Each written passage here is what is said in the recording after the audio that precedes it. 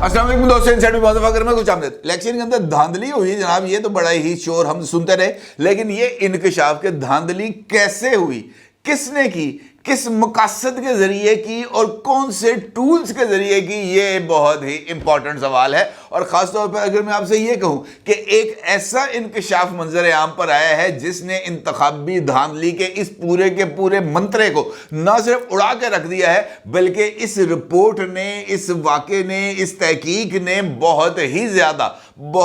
ज्यादा सवालात के जवाब दे दिए हैं। तो ये कहना भी कुछ ज्यादा गलत नहीं होगा, सिर्फ देग का एक दाना चखना ही बहुत काफी होता है ये बताने के लिए कि जनाब चौल गलेने के नहीं। लेकिन अगर इसका मतलब ये नहीं है कि आप पूरी की पूरी देग खाएंगे तभी आपको पता चलेगा कि जनाब ये जो देग है वो रेडी हुई है, नहीं। सिर्फ एक हल्के की जो रिपोर्ट है उसने इस बात की वजाहत कर दी है कि 8 फरवरी के इंतखाबात में धांधली कैसे हुई थी, किस तरीके से जीते हुओं को हराया गया था। सिर्फ एक हल्के इसके होने वाले फोरेंसिक ऑडिट और उस ऑडिट के बाद रिटर्निंग ऑफिसर की तरफ से इलेक्शन कमीशन ऑफ पाकिस्तान को दी जाने वाली रिपोर्ट बहुत ही सारे सवालात के जवाबात दे गई है। कैसे, ये एक इंपॉर्टेंट सवाल है। सवाल ये भी है कि वो कौन सा हल्का था जिसका ऑडिट किया गया। सवाल ये है कि रिटर्निंग ऑफिसर की तरफ से पेश की जाने वाली रिपोर्ट के अंदर ऐसे कौन से नकात हैं जिन पर मैं ये कहने पर मजबूर हो गया हूं कि जनाब वो धांधली का जो खुरा है उसका पता चल गया है। और ये खुरा अगर हम इस पर चलते रहेंगे तो हम इंशाल्लाह धांधली के मरकज तक भी पहुंच जाएंगे और हमें अंदाजा हो जाएगा कि धांधली किसके लिए की गई, क्यों ली की गई और इसके अंदर कौन कौन से अवामल कार फरमा रहे हैं। सारी सूरत हाल पर आपके साथ बात करूंगा, अहम तरीन इंकशाफात और उस रिपोर्ट की तस्दीक शुदा कॉपी भी आपकी खिदमत में पेश करूंगा। लेकिन उससे पहले एक दो खबरें और हैं जिनका छोटा छोटा सा जिक्र करना बहुत ही ज्यादा जरूरी है, क्योंकि आजकल इवेंट्स हैं जो ज्यादा तेज रफ्तारी के साथ हो रहे हैं, लिहाजा हर एक इवेंट का थोड़ा थोड़ा जिक्र करना बहुत ही ज्यादा जरूरी है। आपको पता है कि जनाब असद कैसर साहब जो साबिक स्पीकर हैं नेशनल असेंबली के, वो हालिया दिनों के अंदर बहुत ही ज़्यादा सरगर्म थे, बहुत ही ज़्यादा। मतलब इतना उन्होंने 9 मई के बाद आपने असद कैसर साहब को हिलजुल करते हुए पेशावर से जनाब अडयाला के दरमियान शटल करते हुए नहीं देखा होगा जितना असद कैसर साहब ने हालिया दिनों के अंदर अडयाला जेल के दौरे किए हैं और इमरान खान के कदमों को चूमा है। और इसकी बुनियादी वजह ये इलेक्शंस के बाद ख़ास तौर पर अपने भाई जनाब आकिबुल्लाह साहब को speaker Khyber Pakhtunkhwa assembly nominate करने की कोशिश थी। और उससे पहले असद कैसर साहब खुद भी प्रोविंशियल असेंबली के लिए उम्मीदवार बने थे, लेकिन जो है पाकिस्तान तहरीक इंसाफ ने अपने तमाम तर नामवर लीडर्सों को खैबर पख्तूनख्वा में किसी भी सूबाई हल्के से इलेक्शन लड़ने की इजाज़त नहीं दी थी, जिसकी वजह से असद कैसर साहब के ख्वाब अधूरे रह गए थे। लिहाजा अब मौजूदा सूरत हाल के अंदर असद कैसर साहब ने अपने भाई के लिए कोशिशें शुरू की और इमरान खान साहब से एक मुलाकात के बाद उन्होंने खुद इस बात का इजहार किया कि जनाब इमरान खान ने मेरे भाई आकिबुल्लाह को speaker Khyber Pakhtunkhwa assembly nominate कर दिया है। आज खैबर पख्तूनख्वा असेंबली का पहला इजलास था। आज खैबर पख्तूनख्वा असेंबली में जो अरकान असेंबली हैं, 9 मुंतखब अरकान असेंबली, उनकी हल्फ बर्दारी की तकरीब थी। आज खैबर पख्तूनख्वा असेंबली में जनाब 9 मुंतखब या नामजद वज़ीर आला खैबर पख्तूनख्वा अली अमीन गंडापुर की बाज़ाब्ता एंट्री थी। और आज खैबर पख्तूनख्वा असेंबली ने भी एक अजीबो गरीब किस्म के मनाजर देखे। एक तो वहाँ पर धक्कम पेल हुई बहुत ज़्यादा, और ख़ासतौर पर असेंबली की एंट्रेंस पर जिसको पाकिस्तान तरीके इंसाफ से वाबस्ता लोगों के लिए खोल दिया गया था और इस बात की खुली छुट्टी दे दी गई थी कि जो भी कारकुन, जो भी ओहदेदार, जो भी टिकट होल्डर असेंबली की कार्रवाई या खासतौर पर हल्फ बर्दारी की कार्रवाई देखने के लिए आना चाहता है उसके लिए दरवाजे खुले हैं। किसी तरह की कोई रुकावट नहीं थी, जिसके नतीजे में असेंबली के गेट के ऊपर बहुत ही ज्यादा धींगा मुश्ती हुई, जिसके मनाजर आप इस वक्त अपनी स्क्रीन पर भी देख सकते हैं। उस धींगा मुश्ती के नतीजे में जो असेंबली है उसके शीशे टूटे, दरवाजे टूटे, गमले टूटे, अजीबो गरीब वहां पर सिचुएशन डेवलप हुई। लेकिन उसके बावजूद अरकान असेंबली किसी न किसी तरीके से हॉल तक पहुंचने में कामयाब हो गए और वहां पर मुस्लिम लीग नवाज से ताल्लुक रखने वाली खातून रुकने असेंबली ने एक घड़ी हाथ में पकड़ी और उस घड़ी को लेकर उन्होंने हॉल का چکر لگانا شروع کر دیا اور خاص طور پر اسپیکر کے ڈائس کے سامنے یوں گھڑی کی نمائش کی، جس پر گیلریز میں بیٹھے ہوئے پاکستان تحریک انصاف عرف سنی اتحاد کونسل سے تعلق رکھنے والے لوگوں نے جو ہے اس پر غم و غصے کا اظہار کیا اور اس خاتون پر، اس ایم پی اے پر جوتے برسا دیے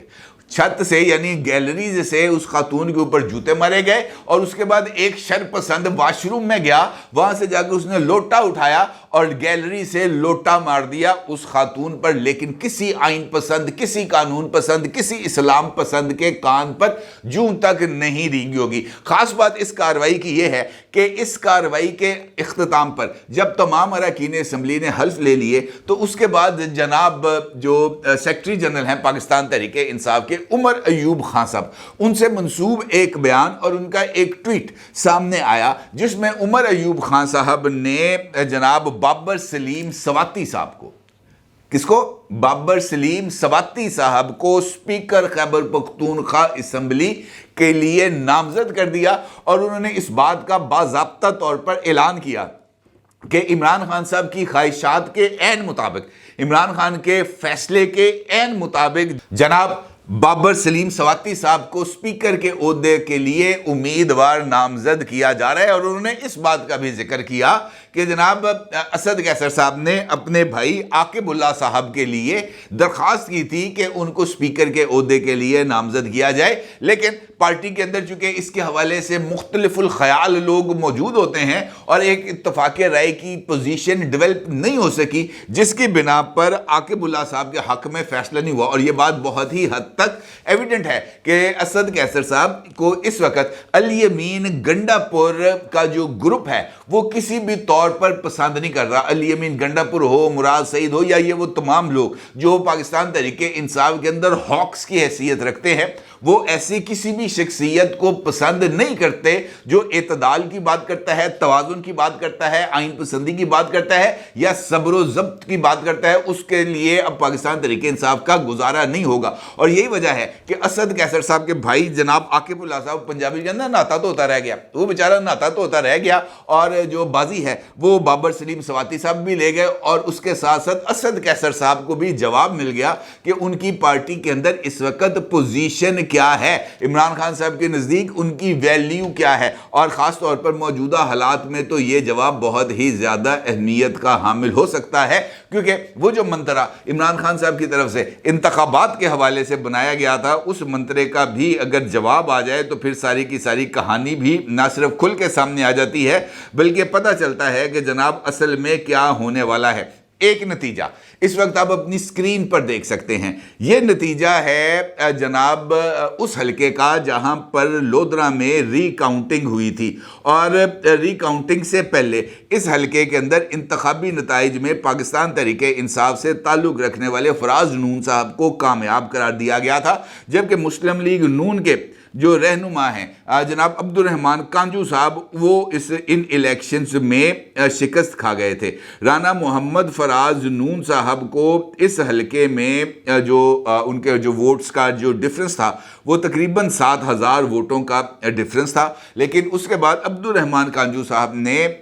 اس حلقے کے اندر ری کاؤنٹنگ کی درخواست دی، اور اس ری کاؤنٹنگ کی درخواست کے اوپر عمل درآمد ہوا۔ 3 دن تک یہ ری کاؤنٹنگ کا عمل جاری رہا، اور اس کے بعد جو ری کاؤنٹنگ سے جناب عبد الرحمان کانجو صاحب کو کامیاب قرار دیا گیا، اور عبد الرحمان کانجو صاحب کے جو ووٹس ہیں اس وقت وہ 1,27,984 ہیں، جبکہ رانا محمد فراز نون صاحب نے 1,20,683 ووٹس حاصل کیے ہیں۔ یہ ایک نتیجہ تھا جو اناؤنس بھی ہو گیا تھا، البتہ اس کے بعد کی جو ڈیولپمنٹ ہے وہ ذرا تھوڑی سی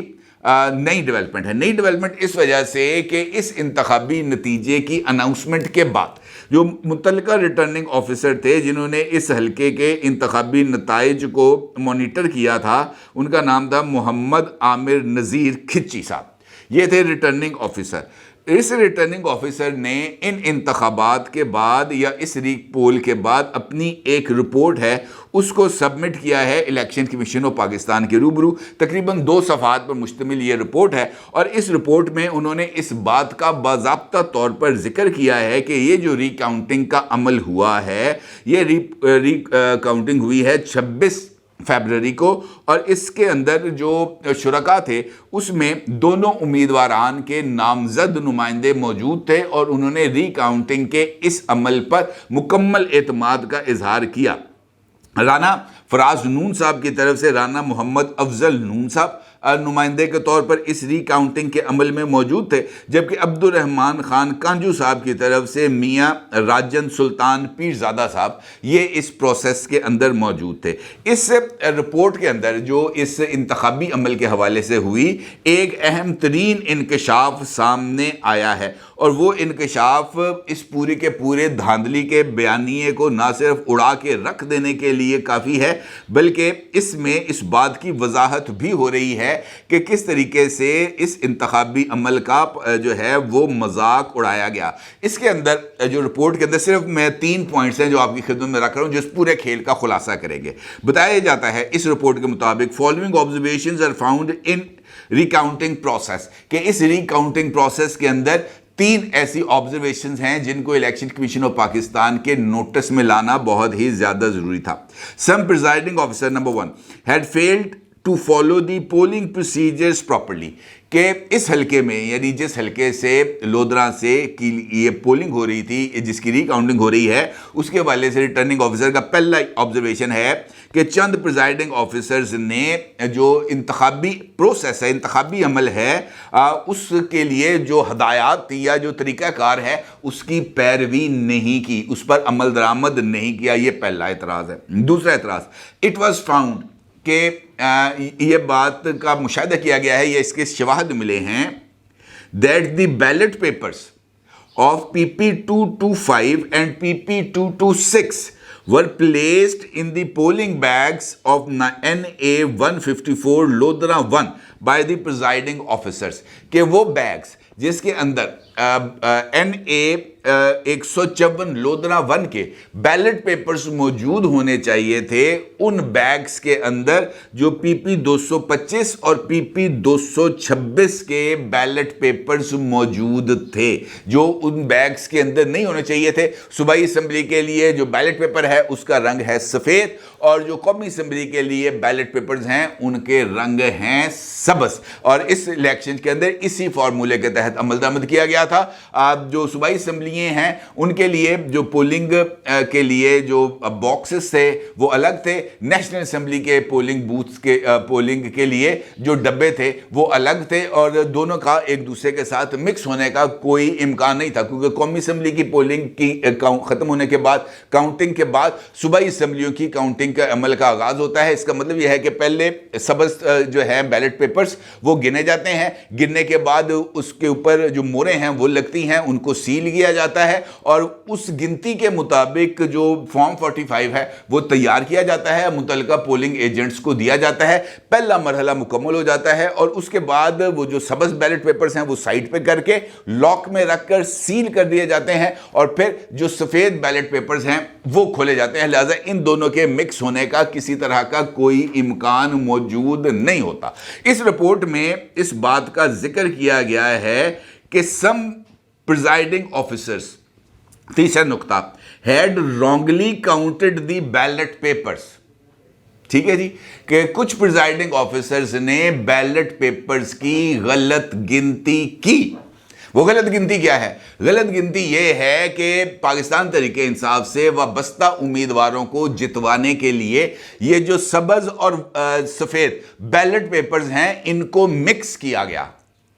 خاص طور پر ان حلقوں میں جہاں پر امیدوار کا نیشنل اسمبلی کا سمبل اور پروونشل اسمبلی کا سمبل ایک تھا. کسی کو گھڑیال کا نشان قومی اسمبلی میں ملا اور گھڑیال کا وہی نشان صوبائی اسمبلی میں اس امیدوار کو مل گیا. تو ایسے موقع پر اس کام کو نہ صرف پائے تکمیل تک پہنچانے کے لیے صوبائی اسمبلی کے وہ جو بیلٹ پیپرز تھے ان کو نیشنل اسمبلی کے بیلٹ پیپرز کے اندر مکس کیا گیا، ان کو گنا گیا اور گننے کے بعد ایک 2 نمبر فارم 45 جاری کیا گیا جو حقیقی طور پر ول آف دی پیپل کے 100% متصادم ہے۔ وہ تمام حلقے جہاں پر پاکستان تحریک انصاف اپنی جیت کے دعوے کر رہی ہے، ان تمام حلقوں کے اندر اگر آپ اس کے پیٹرن کو دیکھیں تو آپ کو صوبائی اسمبلی اور نیشنل اسمبلی کے اندر یہی پیٹرن نظر آئے گا۔ کوئی نہ کوئی ایک امیدوار ایسا ہوگا جس کا اپنے نیشنل اسمبلی کے یا نیشنل اسمبلی والے کے پروونشل اسمبلی کے ساتھ انتخابی نشان ہے وہ میچ کرے گا۔ وہ تمام حلقے جہاں پر انتخابی نشان میچ نہیں کر رہے کہ قومی اسمبلی کا جو امیدوار ہے اس کا انتخابی نشان ہے، مثال دیتا ہوں پرچ پیالی، دوسرے کا ہے گلاس، تیسرے کا ہے کار، تو ان تینوں امیدواروں کے انتخابی نشان چونکہ آپس میں نہیں مل رہے تھے، لہٰذا ان حلقوں کے اندر کسی بھی طریقے سے پولنگ کا یا کاؤنٹنگ کا کوئی ایک ایویڈنس پاکستان تحریک انصاف سامنے نہیں لا سکی۔ جہاں جہاں پر یہ اعتراضات سامنے آتے ہیں وہیں پر یہی کارروائی کی گئی ہے، اور پاکستان تحریک انصاف کے یوتھیا وائرس سے متاثر ہونے والے پریزائڈنگ آفیسر، اب چونکہ یہ بات تو ڈھکی چھپی ہے نہیں کہ ہر ایک ادارہ چاہے وہ سویلین ہے یا وہ کسی بھی اس سے تعلق رکھتا ہے، وہاں پر یہ وائرس نہ صرف موجود ہے بلکہ بہت ہی زیادہ شدت کے ساتھ کارروائی کر رہا ہے، تو اس بات کے امکانات پائے جاتے ہیں جس کا ذکر جو ہے ریٹرننگ آفیسر جناب محمد عامر نذیر کھچی صاحب نے کیا ہے as returning officer NA 154 Lodhra 1۔ تو یہ بات اپنی جگہ پر کافی حد تک درست نظر آ رہی ہے کہ پولنگ کے عمل میں باضابطہ طور پر ایشوز کو کریٹ کیا گیا۔ اسی طریقے سے ایک دوسرا حلقہ ہے NA 97 جس کے حوالے سے کل میں نے اپنی ویڈیو میں آپ کو ذکر بتایا تھا کہ یہاں پر بھی ری کاؤنٹنگ کا عمل کیا جا رہا ہے، اور یہ ری کاؤنٹنگ محمد سعد اللہ صاحب جو پاکستان تحریک انصاف سے کی حمایت سے آزاد حیثیت سے منتخب ہوئے تھے،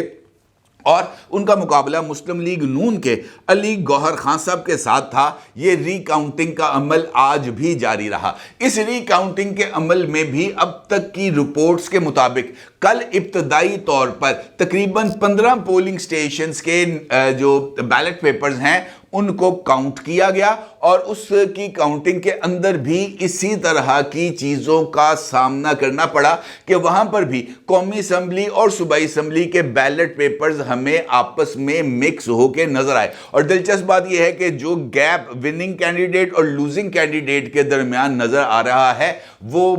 جو ہے وہ اشارہ اسی سمت میں مل رہا ہے کہ وہ جو جیت کا جو مارجن ہے وہ انہی ووٹس کے ذریعے ہی ڈیولپ کیا گیا اور انہی پریزائڈنگ آفیسرز کے ذریعے کیا گیا جو وہاں پر موجود تھے۔ یہ جو کاؤنٹنگ کا عمل ہے فیصل آباد کا یہ جو حلقہ ہے NA 97 یہاں پر علی گوہر خان صاحب کی درخواست پر محمد سعد اللہ خان صاحب کے خلاف ری کاؤنٹنگ ہو رہی ہے۔ آج بھی ری کاؤنٹنگ کا عمل جاری رہے گا، اور بتایا یہ جا رہا ہے کہ اب تک علی گوہر خان صاحب جو پہلے دن کی ری کاؤنٹنگ ہوئی ہے وہاں پر تقریباً 1600 ووٹوں کی برتری سے آگے چل رہے ہیں۔ یہ جو ری کاؤنٹنگ کا عمل ہے یہ 3 دن جاری رہے گا۔ آج اس ری کاؤنٹنگ کا دوسرا دن ہے، کل اس ری کاؤنٹنگ کا تیسرا دن ہوگا، اور اس کے بعد ریٹرننگ آفیسر ان کے نتائج کا آفیشیلی اناؤنسمنٹ کرے گا، اور بالکل ویسے ہی جیسے NA 175 لودھرا 1 سے کھچی صاحب نے اپنی رپورٹ دی ہے الیکشن کمیشن آف پاکستان کو، بالکل ویسے ہی اس حلقے یعنی NA 97 کی ری کاؤنٹنگ کی رپورٹ بھی الیکشن کمیشن آف پاکستان کو دی جائے گی، اور اس رپورٹ میں جو ہے وہ دیکھنے سے تعلق یہ چیز رکھے گی کہ وہاں پر کون سے نکات کو اٹھایا گیا ہے۔ اگر تو سملر نکات کو اٹھایا جاتا ہے تو بھائی جان پھر کہانی مک گئی۔ اس کے بعد تو سر جی جو ہے نا پاکستان تحریک انصاف کو اس بات کو تسلیم کرنا پڑے گا، آفیشیلی تسلیم کرنا پڑے گا کہ ہماری لیجٹمیٹ اسٹرینتھ نیشنل اسمبلی میں 83 ہے، اور اس کے علاوہ ہمارا کوئی اور کلیم نہیں ہے۔ یہ بات ان کو تسلیم کرنی پڑے گی، ادروائز ہر ری کاؤنٹنگ کے اندر ایسے پھنیاں نکلیں گے جس پر قابو پانا خود پاکستان تحریک انصاف کے لیے بہت ہی زیادہ مشکل ہو جائے گا۔ اپنی رائے کو ضرور اظہار کیجیے گا۔ آپ کا بہت شکریہ۔ اللہ حافظ۔